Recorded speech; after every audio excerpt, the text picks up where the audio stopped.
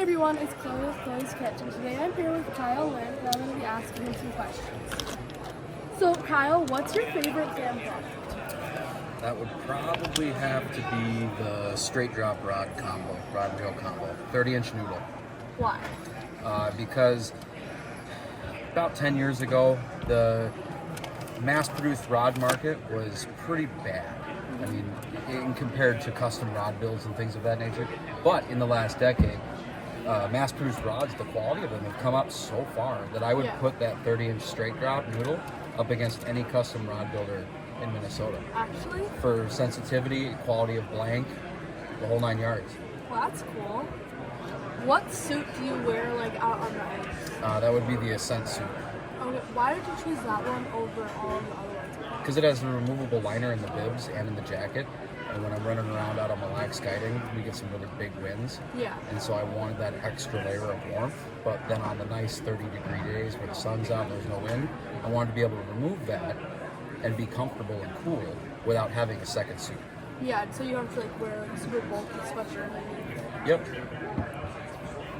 Why did you, or like how did you join Clam? And when? When? I think 7 or 8 years ago now. I was actually at the St. Paul Ice Show, sitting at the booth for the Red Door Resort, working the booth for the resort there. Yeah. And I was talking with Pat Roger, which was Mike Rogers' brother. Is Red Door Resort? I mean, what did you say it was? The Red Door Resort. Is that on the Lacs? Yes, it is. Okay. So I was talking with Pat Roger, and Pat was an ice team pro at the time, and I told him that I looked up to the Clam guys and what Clam did for the industry as a whole versus all the other companies, and by that I mean like giving back to veterans events, kids events, communities. They do a lot for outreach programs, disabled outdoors, things of that nature, and you don't see a lot of those other big companies doing that, and if they do, it's definitely not publicized. No, they don't advertise. None whatsoever. And I wanted to be a part of something like that. Yeah. Because it speaks volumes about the company's integrity. And so Pat introduced me to Matt. He actually walked me over there. It's kind of a funny story. So Pat walks me over to Matt Johnson in the middle of the St. Paul booth. I've never met Matt a day in my life. And he looks at Matt and he goes, "Matt, this is Kyle. Kyle wants to be a Clam pro." And then he walks away and leaves me standing there with Matt Johnson by myself. Complete deer in the headlight look, like, hi. One of the most embarrassing it's things like whenever your mom's like, "This is my daughter. She doesn't have any friends. Do you want to be her friend?" Exactly like that. And then Matt and I just started talking, and he said, "Well, we're good for the year. Come back to me in the spring if you're still interested, and we'll talk some more."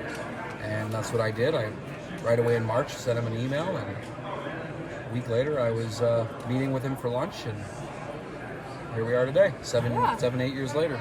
Well, that's a really cool story. What is your go-to jig? It doesn't have to be any sort of brand, but just like, what's your go-to jig? If you're out on the ice, nothing's biting, what would you reach for? For walleye fishing specifically, it's the rattling blade jig, but more specifically, it has to be a silver or a white. Okay. Because the walleyes out on Mille Lacs are chasing tulipy out on the mudflats all winter long. Because they've got high fat content in them, and it's a one-and-done meal for those fish. Yeah. So you need to match the hatch, and tulipy are giant shiners, essentially. So anything silver or white with a lot of flash that would mimic a small tulipy. Do you use live bait? Yeah, I'll put a minnow head on that blade spoon. Okay. A fathead head. What do you use, like, what's your go-to for panfish then? Pinhead Pro. Jointed, actually. I prefer the jointed over the solid. What color? Gold. Gold. What is the biggest fish you've ever caught? Doesn't have to be a certain species, just in general. Like, what's the biggest fish? The 45-inch pike I just caught 2 weeks ago on the Lacs. Oh, I didn't see that. I Yeah. didn't see that. It was it obliterated my PB. What was your PB before? Like 39. Oh. Is that also a pike? Yeah. Okay. Yeah. What is your, like, You have to stop at the gas station on your way to go fishing. What is your go-to fishing snack? Honestly, I don't pack snacks. You don't? I will go all day without eating. I'm lucky if I even bring a soda, but if I do bring something, it is a mixed berry Nutri-Grain, because that's what my mom gave us when we were kids growing up for snacks for school. Yeah. And even though I'm 35, I'm still 7 Yeah. and eat mixed berry Nutri-Grain bars. At work, when I was a machinist, I had a drawer in my toolbox completely full of them at all times. 2-3 boxes worth. And all the guys like Marcus and them would come over and steal breakfast from me. I don't blame them. Okay, last question. What advice do you have for anybody? Like, at all? I would say that on the days where nothing's working, and then you have that like what if idea, and then almost immediately you tell yourself, oh no, that's stupid, it'll never work. Yeah. Do it. Just try. Even though it may sound ridiculous in your own head, and other people may look at you like, what?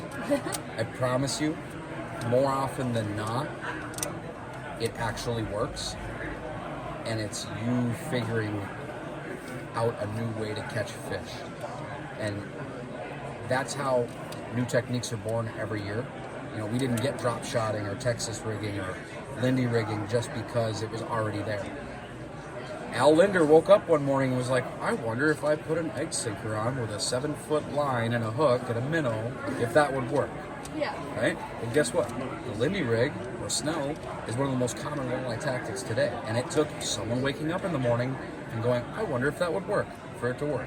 Yeah. So the next time you get the wild idea and you think, that's stupid, it's not going to work, Just try it anyway, because you never know. Yeah. You never know. And if it does work, then you become a millionaire. Maybe. Yeah. Well, thank you for letting me interview you today. Yeah. Thank